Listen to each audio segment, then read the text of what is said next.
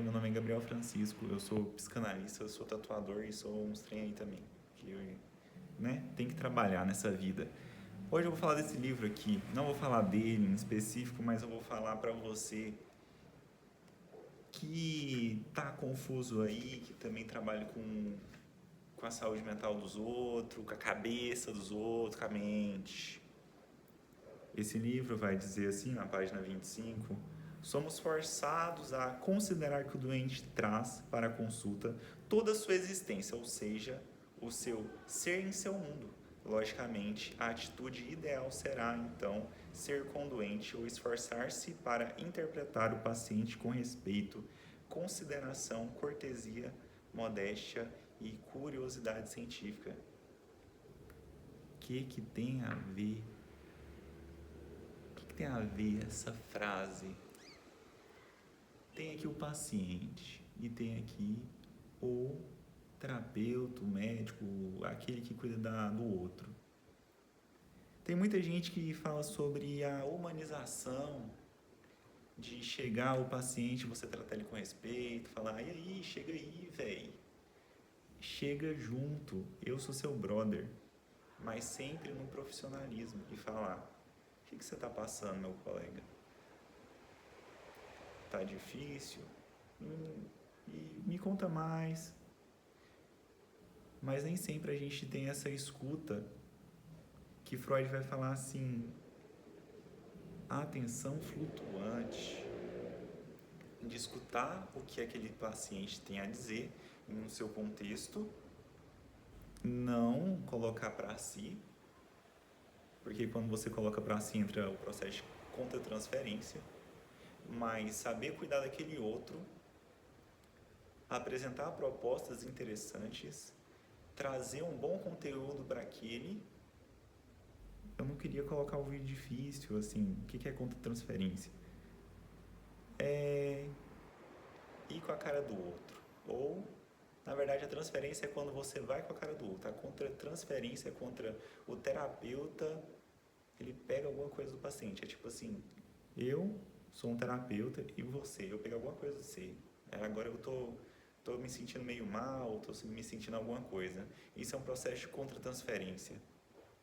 Mas o ser doente, aquela pessoa que está doente, que precisa de ajuda, ela em si, ela está precisando de uma base.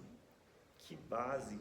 Ela está precisando de reestruturar a cabeça dela, a mente, para que ela possa ter novas ideias do que ela poderia fazer da vida.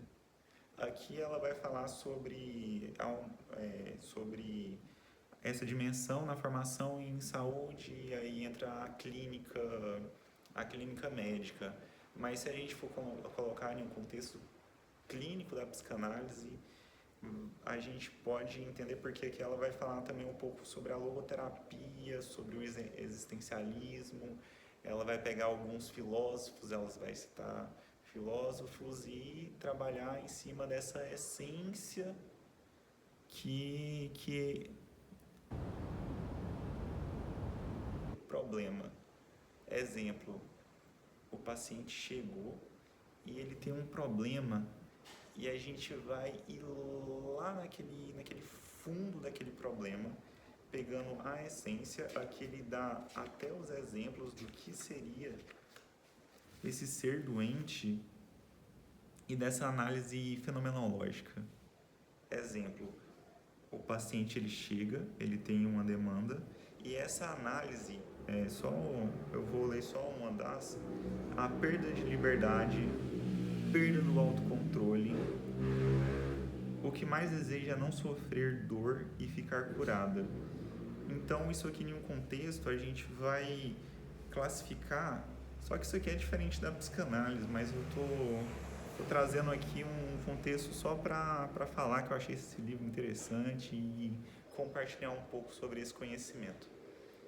Compartilhar, ele, o paciente ele compartilha do que ele sente, de tudo aquilo que fica guardado dentro do inconsciente, tem uma raiz, levando para essa raiz, essa essência que está lá no inconsciente dos traumas, dos medos, daquilo que está guardado. Esse ser doente, ele passa através do que Freud e ali quando vai criando a psicanálise, vai falar sobre a cura através da palavra, ele o paciente vai trazendo várias questões, vai ressignificando, que é uma palavra também que é o que acontece nesse processo de o paciente, ele tem comportamentos que atrapalham, processos inconscientes que atrapalham, e no processo inconsciente ele vai modificar essas estruturas para que ele consiga levar uma vida melhor, uma vida mais fácil. Eu não sei se esse vídeo está muito explicativo. Não queria que fosse isso, porque eu não queria que fosse uma aula para os terapeutas ou assim, mas em geral o terapeuta e o paciente, eles têm que caminhar junto para ser indivíduos que, no caso, o terapeuta está em um propósito para ajudar, e você, como paciente, você também precisa estar se ajudando conforme aquilo que você consegue, porque se você está em um dia insuportável, de maneira insuportavelmente doente e pesado e não consegue fazer muita coisa, provavelmente isso vai te atrapalhar em um dia ou em outro, mas que essa busca, ela é uma busca de uma melhoria. E essa melhoria, quando você dá esses passos de sair do ser doente e entrar em um ser que está em um processo de cura, isso já é o caminho que as pessoas elas buscam, que é procurar o terapeuta e buscar a cura, ou buscar estar sempre gostosinho, ficar de boa, ficar tranquileba. E esse é um papel importante. Esse é o papel que a gente, como terapeuta, quer que o paciente ele possa se desenvolver e possa conseguir andar com as suas próprias pernas, e construindo confiança e construindo as suas bases, fortalecendo aquele ciclo daquelas bases que estão em volta, porque a gente tem o meio, a gente tem o indivíduo, a gente tem o outro, a gente tem o imaginário, como diria Lacan, a gente também tem a nossa criança interior, se a gente for para um lado mais da Melanie Klein, a gente tem as projeções, entre projeções e lá, mas o que significa isso? Isso aí significa que ajudar, tá bom? É isso.